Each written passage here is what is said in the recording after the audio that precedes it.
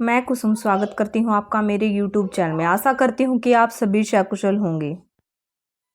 उत्तर प्रदेश के बांदा की रहने वाली शहजादी खान को अबू धाबी में फांसी दे दी गई। परिवार को ये बात पता ही नहीं चली।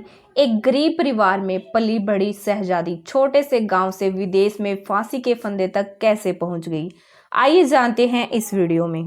शहजादी तो बस पैसे कमाना चाहती थी। प्यार में पागल शहजादी ने किसी अनजान पर भरोसा किया और सपनों के पंख ले एक अजनबी देश जा उड़ी।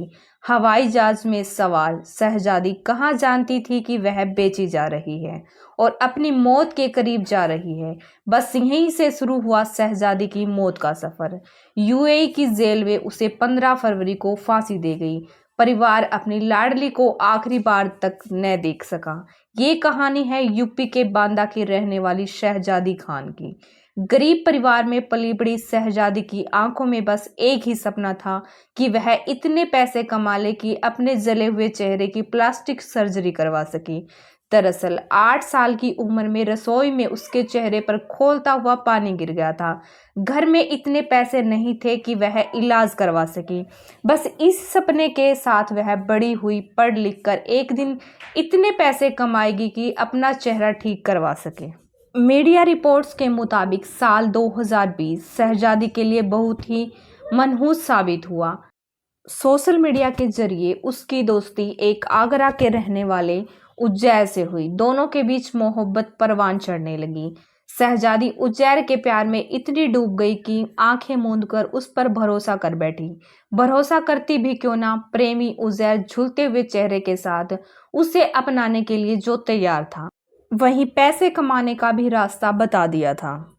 प्रेमी की बातों में आकर साल 2021 में शहजादी चेहरे के इलाज के लिए अबू धाबी जाने के लिए राजी हो गई। वो कहाँ जानती थी कि अपने ही प्यार के हाथों वह बेची जा रही है।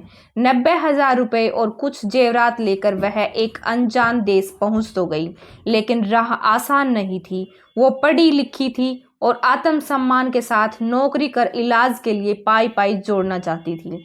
लेकिन वो कहाँ जानती थी कि प्रेमी उज्जैर ने उसके लिए कोई और ही जाल बुन रखा है। महज 1.5 लाख रुपए में उज्जैर ने शहजादी को नौकरानी बना दिया। उज्जैर ने शहजादी को अबू धाबी में अपनी फूफी नाजिया के घर भेज दिया। नाजिया अबू धाबी की एक यूनिवर्सिटी में प्रोफेसर थी। उसे तो बैठे बिठाए सस्ते दामों पर एक नौकरानी मिल गई। पहले तो शहजादी कुछ समझ नहीं पाई, लेकिन धीरे धीरे उसे उज्जैर की बेवफाई का एहसास हो गया। लेकिन तब तक वह फंस चुकी थी। उसका पासपोर्ट नाजिया और उसके पति के पास था। वह न तो देश छोड़कर जा सकती थी और न ही उसे बाहर नौकरी करने की इजाज़त मिल रही थी। इसी बीच नाजिया ने एक बच्चे को जन्म दिया, जिसकी देखरेख शहजादी के जिम्मे थी।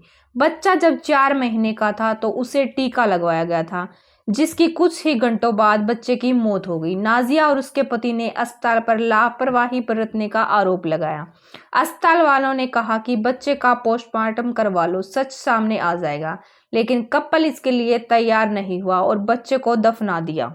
बच्चे की मौत के बाद जब शहजादी ने देश वापस लौटने की जिद की तो नाजिया और उसके पति ने शहजादी पर खूब जुल्म किए। उसे निर्वस्त्र कर बुरी तरह से मारा पीटा और उसको वीडियो बना लिया। उन्होंने शहजादी से जबरन कर यह कबूल करवाया कि उसने बच्चे का गला घोट कर मारा है।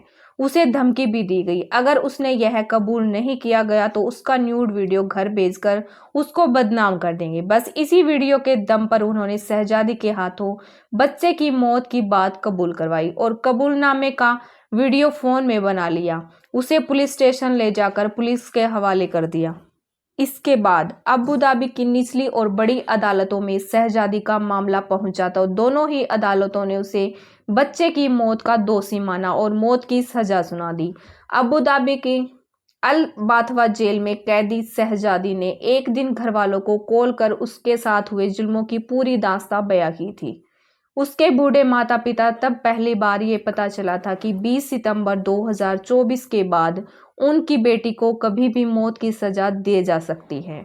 माता पिता ने नेताओं, फिल्मी हस्तियों, वकीलों के खूब चक्कर काटे, लेकिन कुछ भी न हो सका। शहजादी के पिता शबीर खान ने बताया कि उन्होंने भारत सरकार से भी मदद की गुहार लगाई थी, लेकिन उनको कोई मदद नहीं मिली।